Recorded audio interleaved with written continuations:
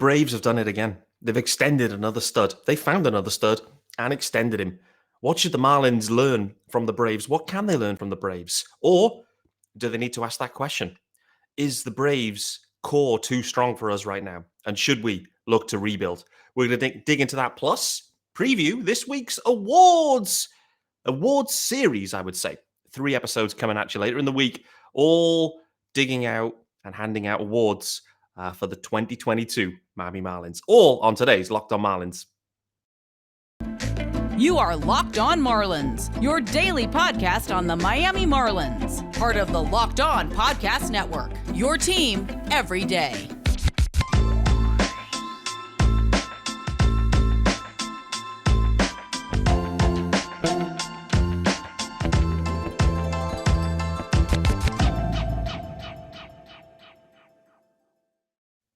Greetings from England and welcome to Locked On Marlins. I am your host, Peter Pratt.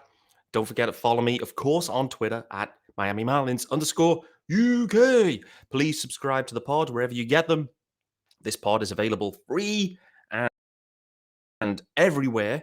And there's 5 episodes. Watching on YouTube, hello. And please hit subscribe there. Why not? Again, there's 5 episodes a week. And you will see, if you're watching on YouTube, I have no guest. Solo pod on a Monday. Welcome to Monday's pod. And thanks for making Locked On Marlins your first listen of the day. What a weekend. What a weekend of action. A lot of action. I want to dig into the news today that the Braves have extended another player, another extension for a stud, and what the Marlins could or should or shouldn't be thinking. Looking to replicate that as well. We have the postseason that's rolling along. The Marlins obviously not involved. However, the NL East heavily involved. The Mets are gone. The Phillies progressed. We have an all NL East matchup with the Braves and Phils coming up later in this week. 5-game series there, so that should be a lot of fun. The Braves would be, you would assume strong favorites for that one, particularly because Nola and Wheeler have already pitched recently, so they won't be going in game 1. So good chance the Braves can jump out to an early lead there, perhaps, leaving the Phils a bit of an uphill task. But the postseason, anything can happen as well. The Mets a bounce. What should we say about the Mets? First off, have to say this. What's going on with the attendance? Citi Field yesterday, basically no one showed up. What's going on? It is a winner takes all. A sudden death game, a wild card game against the Padres, the San Diego Padres. There's no cupcakes there, and it proved it. And no one turned up, and it's okay. It was a Sunday. So maybe, I don't know, maybe it's a school night and everyone's worried about work the next day. Can't be because the Giants were playing because, well, the Giants were in London. Okay, maybe the Jets. I don't know, but where is everyone? All of this, and rightly so. I get it that the Marlins get blasted for attendances. But I'm telling you right now, I'm going to put on the record. Listen, in the postseason, and it was a sudden death game at home against anyone, doesn't matter who the opponent is, Lone Depot would be packed. It'd be rocking. I assume so anyway. That is embarrassing for the Mets. Truly embarrassing. And actually, overall for the Mets, and I like the Mets in some ways. I like the content creators of the Mets. Maybe that's what I should say. It's been a fun one to kind of follow along this year. Back in 21, there was just a lack of cohesion there, I think, with the Mets. There was the raccoon incident where they're fighting in the tunnel and, blaming raccoons and, I don't know, all sorts of shenanigans going on. In 2022, they added in some real nice, clubhouse guys. Starling Marte, a big part of that as well. Mark Canha, big part of that. And I think, and Max Scherzer too. And I think, the clubhouse fixed itself. And we saw the results. I mean, the Mets won 101 games. 101 games in the regular season. However, the Mets fell foul of a common issue for many of us, myself included. You peaked too soon. They peaked too early. They peaked before September. September came. They faded. They effectively, were having their first wild card game against the Braves. They had a 3-game series, and they got swept. They got swept in that series, and really, they've never recovered since. They were playing terrible baseball before that. And in the end, Max Scherzer got blown up. Bassett got blown up. all sorts of stuff going on with Musgrove's ear and everything going on. But at the end of the day, the offense didn't show up. One hit there for the Mets. No fans in the ballpark. Embarrassing way to finish the year. Big offseason for the Mets, too. Big offseason because there's a decent amount of free agents there. Brandon Nimmo being one of them. Jacob deGrom, the headliner, too. He's expected to opt out of his deal. Where does deGrom land? For me, I'm shocked with the Mets, the amount of money they have, that they haven't already got around to sorting this out with deGrom. He's back. He's pitching like his old self. I don't understand. Money is no object there in New York for the Mets. Why are they bothering going down this path? I don't know. But big offseason. Diaz and his trumpets. Also a free agent. He's going to sign a monster deal there. I know there's talk of the Marlins trying to get a closer in. I don't think Diaz is going to be in scope here for the Fish. But nevertheless, the Mets, after a stunning regular season, they did peak too soon. They've got a ton of free agents. Clubhouse is going to look different next year. The Mets will spend their way out of this. One other team that is spending, not their way out of it, but they're spending their way into it, is the Atlanta Braves. They are just doing everything right as an organization right now. And you got to look at, Spencer Strider arrives this year. What a stunning year for Strider. I mean, 200 strikeouts in like 130 innings or something, 120 innings. Absolutely wild. The news drops today. The Braves have extended him as well. They've also extended Michael Harris, the second, earlier on. These guys, they're still rookies. They've only played, Harris has played, I don't know, 90 games maybe for the Braves. It ends up with a 75 million extension there. And the same for Strider, 75 million with an option at the back end of that too, with a buyout. Could be 95 million's worth. Big extension there. The funny thing is, just then applying it to the Marlins is, think of Strider, rookie of the year candidate, Trevor Rogers in exactly the same boat. I wonder how we'd feel right now if we would have extended Trevor Rogers after last or during, and then he comes out and has the year he does. So there's a high degree of risk into these contracts too. But the Braves, this is their model. They find these studs, they look to extend them as early as they can in that cycle. Get them locked in, get them locked up, and then they've got that control. They're guaranteed and cost controlled throughout. It's a model that seems to work for them, and it's a model that the Marlins, really in the main, don't look to replicate. However, the recent one with Sandy Alcantara, at the moment, has paid off big style.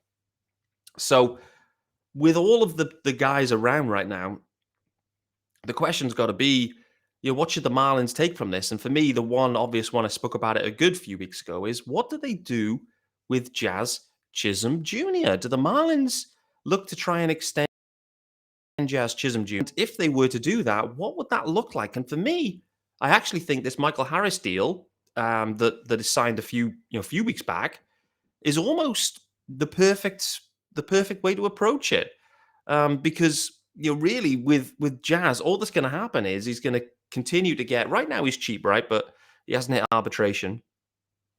But when he does, and he continues to be an all-star at second base, it's just going to get more and more expensive. And so the way this Harris deal, it was an 8-year, $72 million contract. Yes, he's being paid a little bit more earlier on, but it's kind of a bit of a flatter profile. $5 million a year, $8 million a year, $9 million a year, 12 mil, 15 mil. Like, it isn't one of those low, trending upwards kind of contracts. They've kind of flattened it out, which, for the team like the Braves that have the serious amount of income, it makes a ton of sense. And maybe for the Marlins, they look at it and think, we prefer just having the low cost element of the league minimum on Jazz. I get it with Jazz. There's the concern about the health, and he's missed, significant amount of time. But I do think that's the kind of number that the Marlins would be looking at. And I think Jazz would be looking at too, a kind of 7-year, 75 million kind of deal. And would Jazz sign it? I think he would. Should the Marlins look to do it? I think they should. I think Jazz is a huge part. He's a huge part of the Marlins and will be. And if he is, the Marlins are serious and they're trying to keep Jazz and keep him happy too.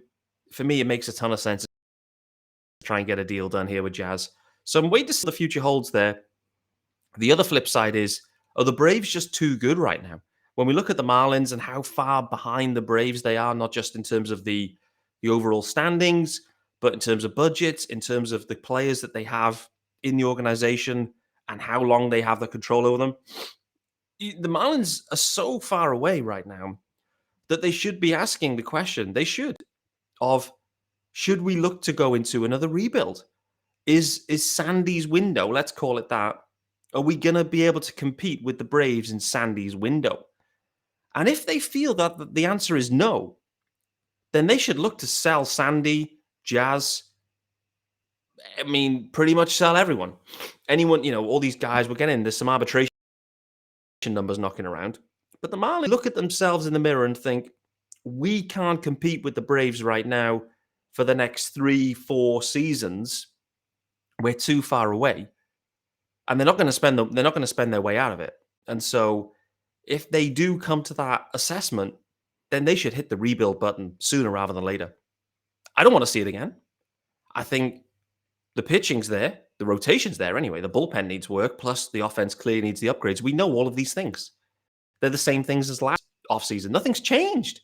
We're a year on. We'll have a new manager, a new direction, some new personnel knocking around the organization. So we'll wait and see what impact there is there. But the needs are the same as last offseason. So the Marlins have to address that. Okay, so let's do our first ad of the day. And then we can preview the awards that are coming up. I've already got the Twitter polls going. So you will have seen them. They were flying out yesterday. There's a ton of awards. And I'm also delighted to announce the panel or the guests that will join me for Locked On Marlins Awards Week. Yes, it's going to be a multi-episode covering of these. There's so many awards. Yes, even the 2022 Marlins have that many awards. Yes, they do. Okay, so first ad, and it's our good friends over at Simply Safe. They were a new ad last week, and the numbers don't lie. In the last decade, over 4 million people have chosen Simply Safe home security to protect their home. You don't earn the trust of that many people without doing something right. At Simply Safe, your safety is the only thing that matters. I know, because I use Simply Safe in my own home. They protect you with cutting-edge security technology powered by 24/7 professional monitoring agents who always have your back. I mean, it sounds absolutely sensational. The 24/7 professional monitoring. SimpliSafe's agents call you the moment a threat is detected and dispatch police or first responders in an emergency, even if you're not at home or can't be reached. You can customize the perfect system for your home in just a few minutes at simplisafe.com/LockedOnMLB. You can save 20% on your SimpliSafe security system when you sign up for an interactive monitoring plan and get your first month free. Visit simplisafe.com/LockedOnMLB to learn more. There's no safe like SimpliSafe. Love that strapline. So, guys, what have we got coming up this week? We have Locked On Marlins Awards Night, and delighted to drop in and announce the panel, the studs that are joining me. Sean Barrett, my wingman, UK GOAT, of course, will be joining the show. We also have Kenny, Takes Were Made, basically a Locked On Marlins darling. Everyone has absolutely loved his appearances this year. Had to have him back. And also, we have co-host of the NL Feast. It feels right. The NL East is absolutely in the mix right now in this postseason. So Sam Clark is back for, I think, his third appearance on Locked On Marlins. And like I mentioned, is co-host of the stunning and hilarious NL Feast podcast. So that's it, guys. You can have the four of us handing out, debating, analyzing awards, and making decisions. There's also the Twitter polls. I've put them out there yesterday. They'll run for the next couple of days, right up until the episodes will be recorded.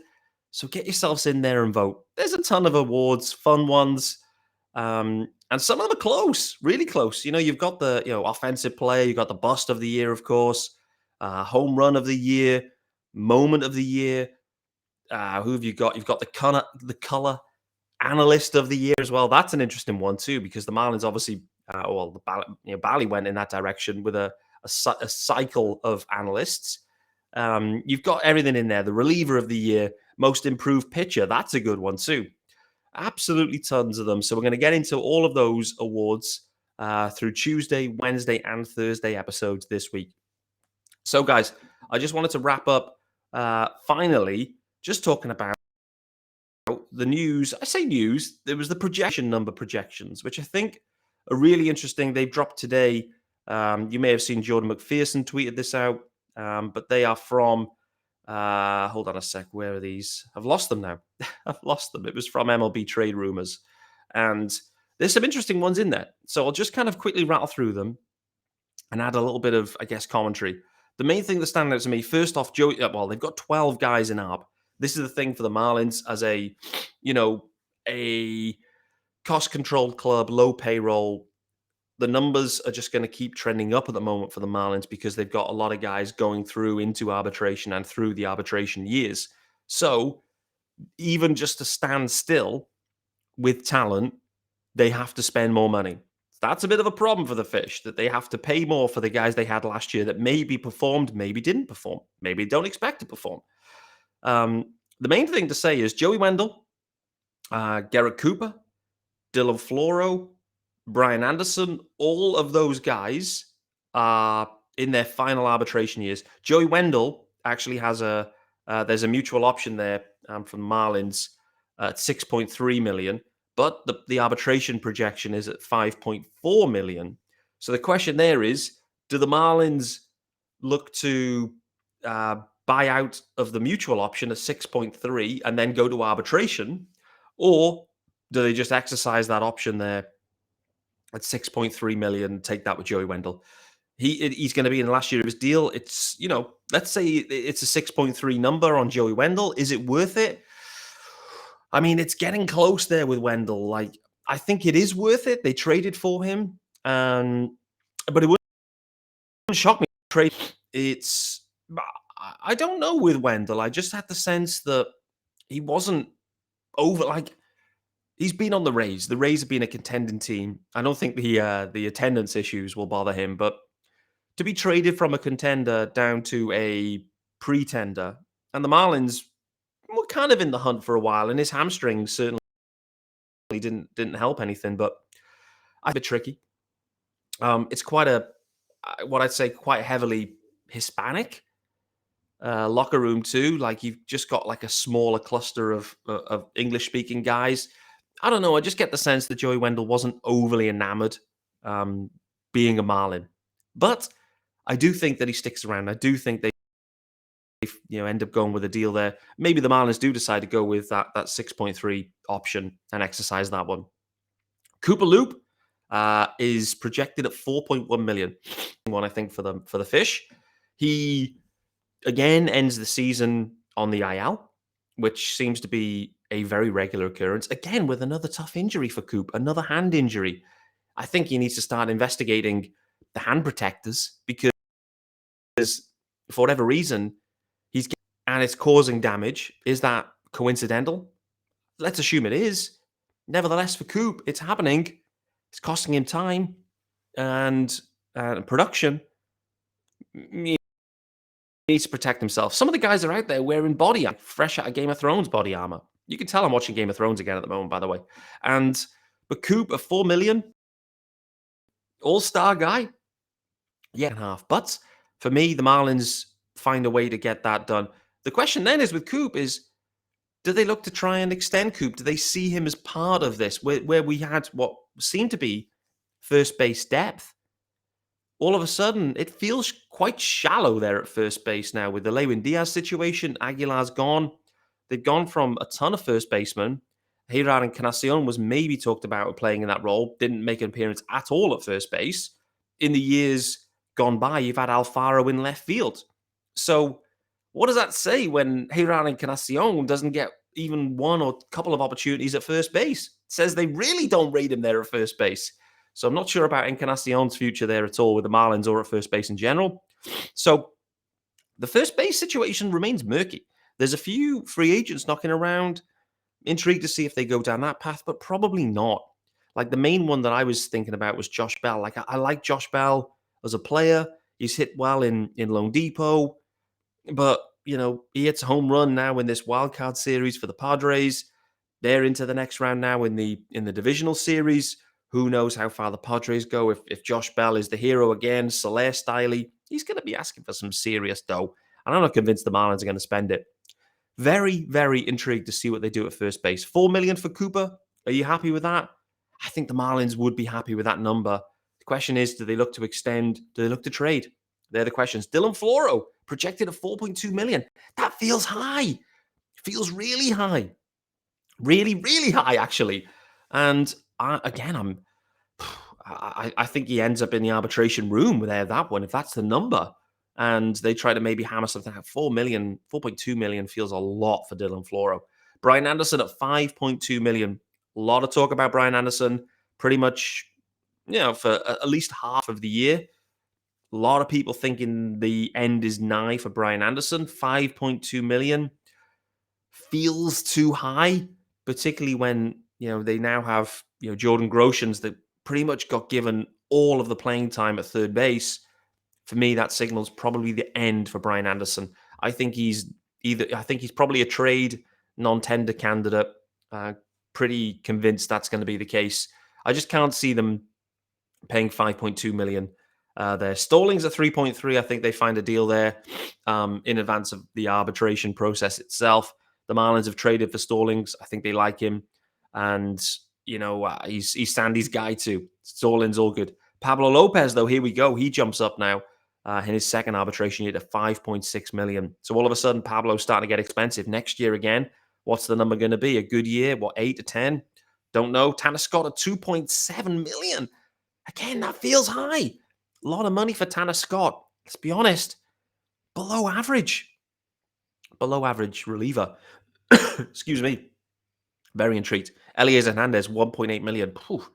Again, this feels like a lot of money for people that, for Eliezer in particular, that the Marlins aren't really sold on. We haven't seen much of him. But like I did say last week, if they go heavy on the trades, they may need Eliezer Hernandez. They may need him to be on the roster. And maybe as a long man, maybe as a swing man. Obviously, Petit's Tommy John has ended that kind of role for him. So maybe they do need him. John Birdie at 2.4 million. Money well spent there for the Fish, no doubt. Cole Salsa at $1 million. If they still believe in Salsa, then that's a no-brainer. Jeff Brigham, again, same situation. Jesus Luzardo, first arbitration year, $2 million. So, again, this is one of those situations, with Jesus, similar to the Spencer Strider deal for the Braves, if the Marlins believed and wanted to build around, Jesus Luzardo, Sandy Alcantara as the two guys, the 1-2, then, would the Marlins look to extend and enter into a longer-term deal with Jesus Luzardo? I don't know. It's a good question. I mean, he's proven it when he's been on the mound this year that this stuff plays as pitchers do. It's an interesting one, though. The Braves are kind of leading the way here, just extending everyone. And it does get you thinking, really. Jazz, obviously, not arbitration eligible yet. We'll wait and see. I do to extend Jazz. I'm very intrigued to see what they do with Pablo as well, and whether they look to re-engage in trade talks. Like I said, that Brian Anderson number feels high. The Dylan Floro number feels high. It wouldn't shock me if both those guys are moved or traded or non-tendered even. I mean, Floro non-tendered, I don't know. Feels a little bit unlikely. There's probably some value there they get a trade in, but still it does feel high. Nevertheless, that seemed to be the going rate last year. It was kind of like a 5 million, 6 million a year for these free agent guys, but wait and see. That's going to wrap us up for today's Locked On Marlins, though, guys. In some Braves, they're doing everything right, and they're extending all their studs. And in some ways, it's a high-risk strategy, but a high-reward strategy. Their core is fully locked up for many years now. The Marlins themselves look some way off the pace and should be asking themselves, should we rebuild? I'm not saying they should, but they should ask that question and plan and strategize accordingly. Let's not get another year or two down the line and go, hey, the Braves are really good and actually we're struggling to compete. Let's make the call now, perhaps, move some of these guys at peak value, or look to make the moves this year retool it, reboot it as best you can. The Mets are out of the postseason. The Phillies have advanced, go head to head.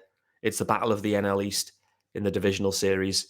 And arbitration and the projections are coming around, and it starts to get us thinking about as well, guys. Awards night will follow Tuesday, Wednesday, Thursday with the 3 panelists and myself handing out awards, having fun. There's going to be fun. There's going to be wild takes. There's going to be shenanigans.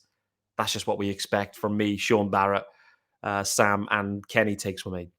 Guys, thanks for making Locked On Marlins your first listen of the day. It's the Monday episode is in the books, but as I mentioned, we're back tomorrow, Tuesday, with our first episode of Awards Night. Until then, see you tomorrow.